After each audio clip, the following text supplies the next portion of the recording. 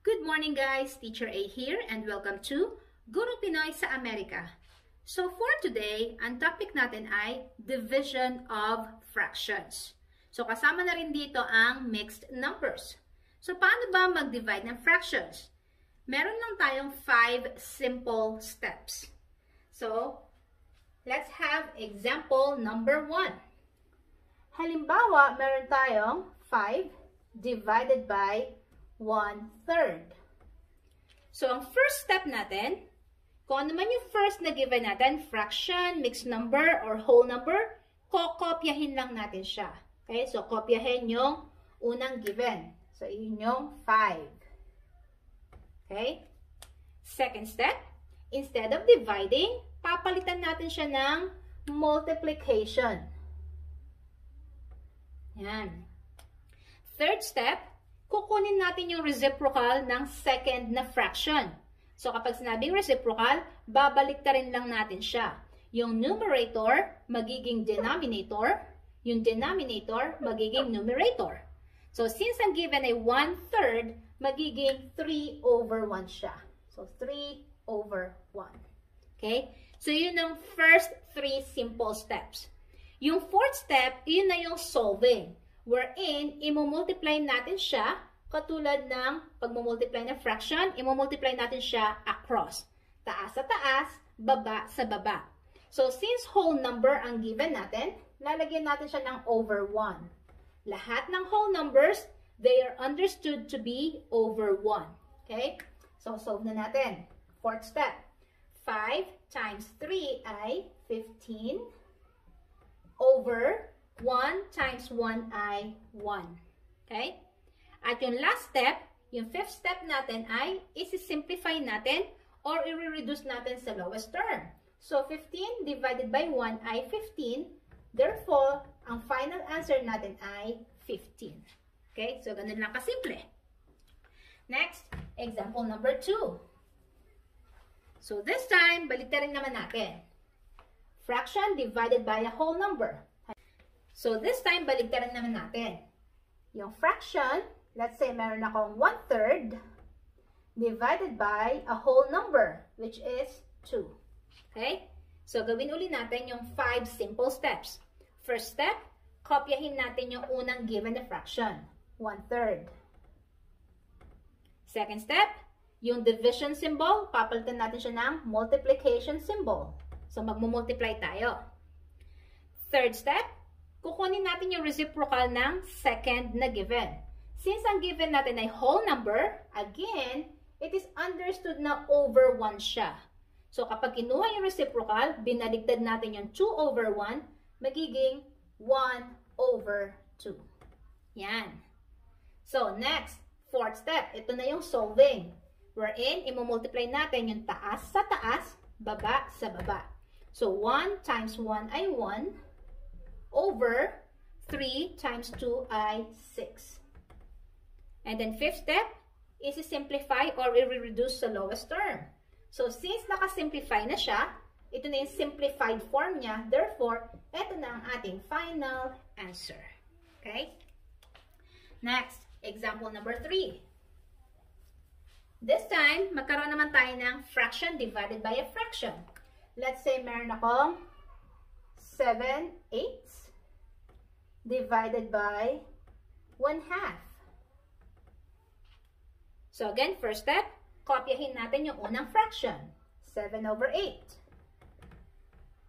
Second step, instead of dividing, magmumultiply tayo. Third step, kunin yung reciprocal ng second na fraction. So 1/2, baliktarin, magiging 2/1. Yan. And then fourth step, ito na yung solving. Multiply natin, taas sa taas. So 7 times 2 ay 14. Over 8 times 1 ay 8. So meron tayong 14/8. At ang last step ay, ang fifth step natin ay i-simplify natin or i-reduce natin sa lowest term. So 14 divided by 8. Since siya ay improper fraction, therefore, pag sinimplify, i-divide natin. So, meron tayong isang 8 sa 14 1 times 8 ay 8. I-subtract natin, meron tayong 6. So, therefore, ang sagot ay, kunin yung whole number na 1. Kunin yung remainder na 6, yun ang magiging numerator.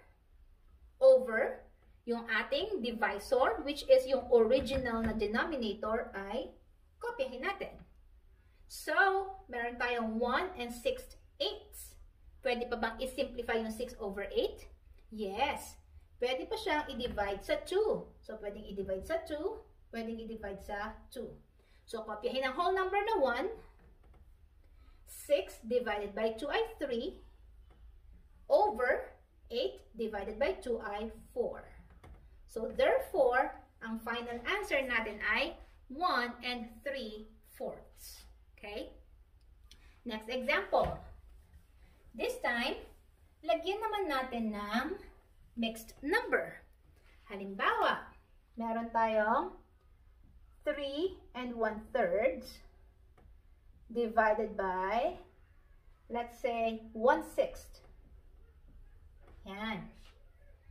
So, kapag ang given ay mixed number, madadagdagan yung step natin. So, yung first step natin ngayon ay i-convert natin yung mixed number into its improper fraction form. Paano yun? I-multiply si whole number sa denominator at i-add yung numerator. So, 3 times 3 ay 9 plus 1 ay 10. So, 10 over, kopyahin si denominator na 3. And then, kopyahin lang natin to. Divided by 1/6. So, yun ang first step. Second step, yung first step natin kanina. Kopyahin ang first na fraction, which is 10 over 3. Third step, instead of division, magmumultiply tayo. Fourth step, reciprocal ng second na fraction, 1 over 6, magiging 6 over 1. Yan. And then, this time, magsusolve na tayo. Taas sa taas. So, 10 times 6 ay 60. Over 3 times 1 ay 3. So, meron tayong 60 over 3. Last step is simplify or i-reduce sa lowest term. Paano yun? So, si 60, i-divide natin kay 3. Yan.